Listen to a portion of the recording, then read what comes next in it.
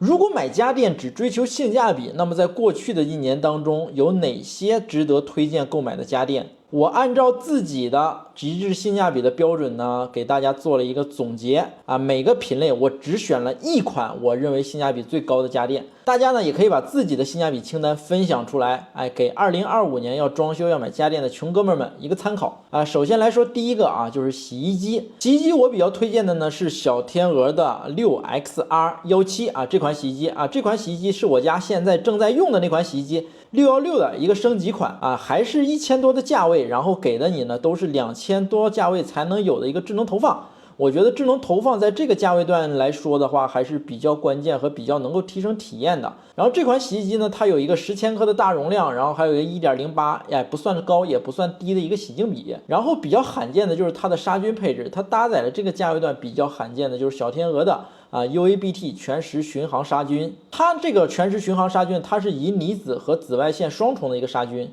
洗衣服来说更健康一些。这款洗衣机呢，它呢是比616的参数呢是更好了，然后还多了彩屏，但是价格上来说没什么变化，还是1000多块钱，就属于在有限的预算里啊，他把这些钱呢都花在能够着着实实提升洗衣服体验的这个地方上了。我觉得穷哥们们如果是想把钱花在这个刀刃上的话啊，这款洗衣机我觉得是非常不错的。然后洗烘套装这块啊，应该没什么毫无疑问了。2024年性价比最高的应该就是海尔376洗烘套装了吧？这个洗烘套装啊，它在2023年应该还属于旗舰款，当时应该是要卖8、9千块钱的。但是今年叠加国补，然后再加上双11的活动，它的价格直接腰斩来到了4000多，甚至有些小伙伴提前领券的只有3000多块钱。它这个呢就属于已经是旗舰款的配置，然后今年呢直接杀到了入门的价格啊，直接把还在挤牙膏的小天鹅给杀穿了。就是这个价位段啊，你随便去找任何品牌、任何型号啊，你也找不到对手。烘干机来说，这个价位段其他的烘干机都还是在8:1的一个正反转啊，这款呢是来到了1:1正反转，这个也是着着实实能够提升烘干体验的一个事儿啊。因为8:1的烘干机啊，它在烘这个4件套，特别是这种大件4件套的时候，它容易出现边上都烘干了，但是内芯烘不干，就是因为它衣服缠绕到一起了。如果你使用这种1:1的烘干机呢，它这个防缠绕效果就会比较好，烘的呢就会比较透。对于烘干4件套这种事儿来说呢，提升是特别大。然后这个价位段其他的烘干机呢，也基本上都是热泵烘干啊，但是这款呢它是热泵，然后又加上电加热，加上电加热之后呢，有一个好处呢，就是它升温比较快。它可以一定程度上缩短这个烘干的时长，同时呢，它这款烘干机呢也比别家烘干机这种双重线序过滤还多2层，它是来到了4层。这个层数多了之后啊，就可以减少烘干机跑毛的这个现象。这个毛跑到冷凝器之后啊，会让烘干机出现一定程度的性能下降啊，也会影响烘干机的寿命啊。你用这种4层的话，它的寿命就会更长一些。然后洗衣机方面呢，它也是旗舰款啊，它是有当下旗舰都有的这个525毫米的一个大筒径，它能把衣物提升的更高，然后摔打呢更充分啊，洗的呢也就会更干净一些。然后它的电机呢，还是海尔家比较招牌的这个 FPA 直驱电机。它相较于传统的这种 BLDC 皮带电机呢，它的优点呢就是震动小，然后噪音小，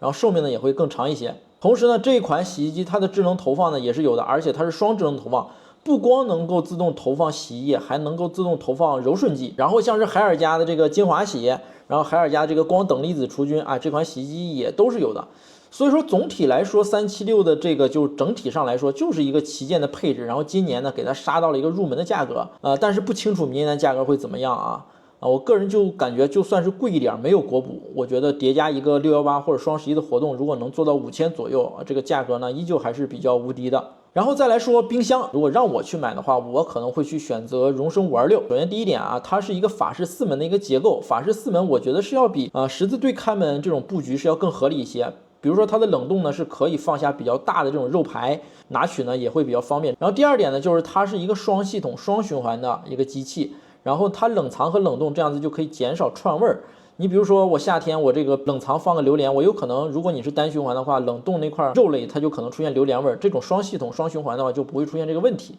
然后第三个呢，就是这个机器呢，虽然说价格不贵，可能活动价3000多，但是它搭载的是1级净味，而且是一个主动净味的。大家可以去看啊，大部分的这种冰箱，如果宣传的是抗菌，他们一般就是被动京味儿；如果能够宣传杀菌，他们一般就是主动京味儿。这款呢是荣升家 IDP 的主动京味儿啊，也是属于当前第一梯队的。然后还有一个额外的优点，就是它的这款冰箱，它的白色只比它的黑色贵了大概400块钱左右。其他型号的冰箱呢，基本上它的白色呢是要比黑色是要贵1000左右啊。这个买白色，我觉得性价比也是比较高的。然后电视这块呢，今年是比较推荐这个 VIDA X2025啊，这个应该是10月份最新的。然后它的优点呢，就是同价位它是有最多的分区，然后同价位呢，它也是有这个最高的亮度。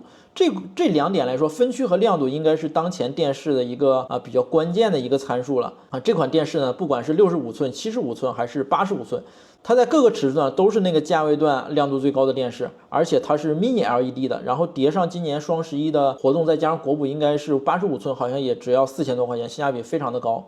而且它这个屏幕呢也不抽奖，全部呢都是京东方的一个软屏，就避免了硬屏可能出现漏光这种现象，它全部是软屏，不用抽奖啊，买到家都是软屏啊。VIDA 它其实是海信的一个子品牌，所以说它的调教方面也是不用太担心的啊，调教呢也还算是不错的。因为篇幅原因限制啊，空调、燃气热水器、洗碗机和烟灶的这个性价比型号推荐呢放在了下一期。也是希望大家能够点个关注，也非常欢迎大家把自己认为比较性价比的清单呢分享到评论区或者弹幕当中。如果还想更深进一步的交流的话，也欢迎大家添加我的微信，给大家拉入装修讨论群里边，和群里的小伙伴愉快的交流如何挑选出极致性价比的家电以及其他的一些装修的东西，包括智能家居好玩的东西，还是非常欢迎大家能够一起加入极致性价比的这个行列。然后本期视频呢就到这里了，再见。